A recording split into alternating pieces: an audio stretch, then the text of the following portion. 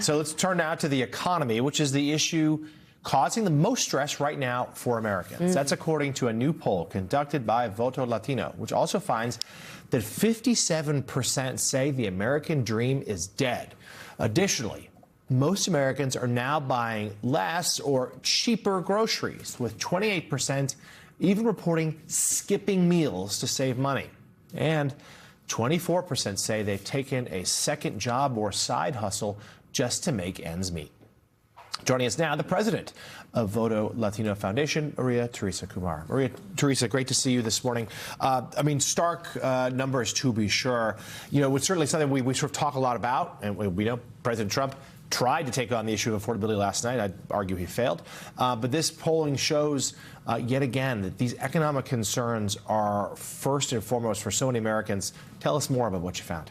You know, this is in the 21 years that we've been conducting polls, this is the first time that we've seen this idea that the American dream was broken and not attainable because people are not able to get ahead. When we talk about the fact that 60% of people felt that a lot of their groceries, they had to reimagine whether they buy a brand or off-brand, when you look in deeper, close to 40% of African Americans and Latinos are skipping meals inside their home. So we're talking about a really stark contrast.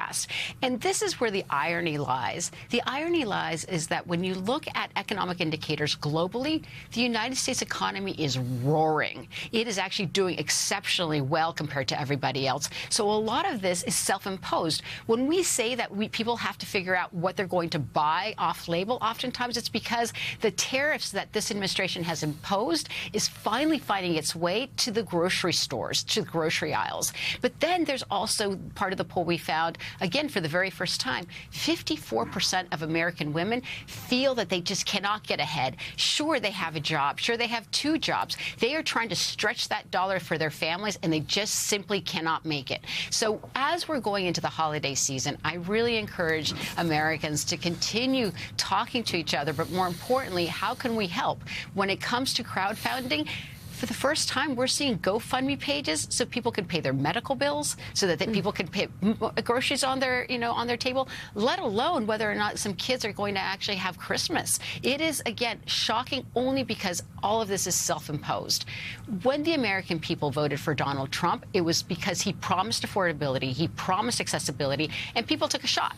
And what we're seeing right now is that American people not only are suffering, but they're also not getting hoodwinked. When you see farmers getting back the money from tariffs that they lost from this administration, they recognize that, again, it was self-imposed. And so one of the things that we're really tracking is that how is that going to translate not only for kitchen table issues, but how is that going to translate writ large?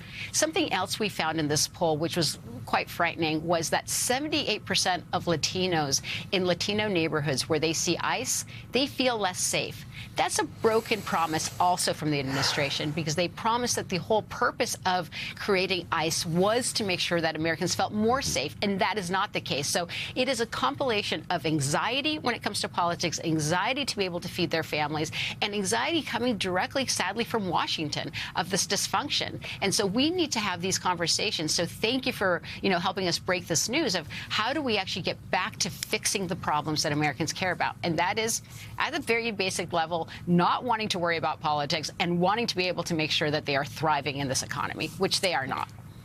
Maria Teresa, you spoke briefly just about Latino voters. I wonder if you could zero in on Latinos, simply because, in the last presidential election, there was a shift of Latinos toward the Republican Party, toward President Trump, that some people didn't see coming, and that arguably made the difference. What do you see specifically among Latinos and their attitudes as they look at ICE, as they look at the economy?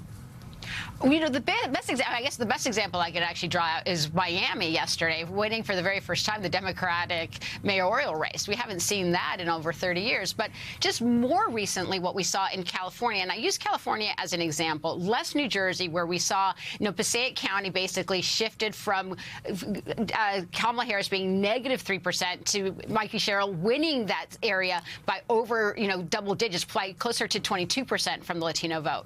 But when you look at a place like California, California on an off-year election for a special election for Proposition 50 of redrawing their congressional maps, and you look at how the Latino vote fared, usually we don't expect any action there. It's usually almost like a lifeline. No one wants to go out on a special election.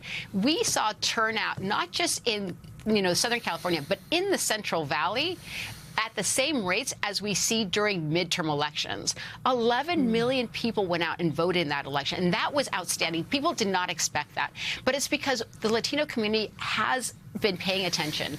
People also oftentimes, Eugene, they ask, well, why aren't they full throttle marching every single day? Why? Because our lives are literally in danger.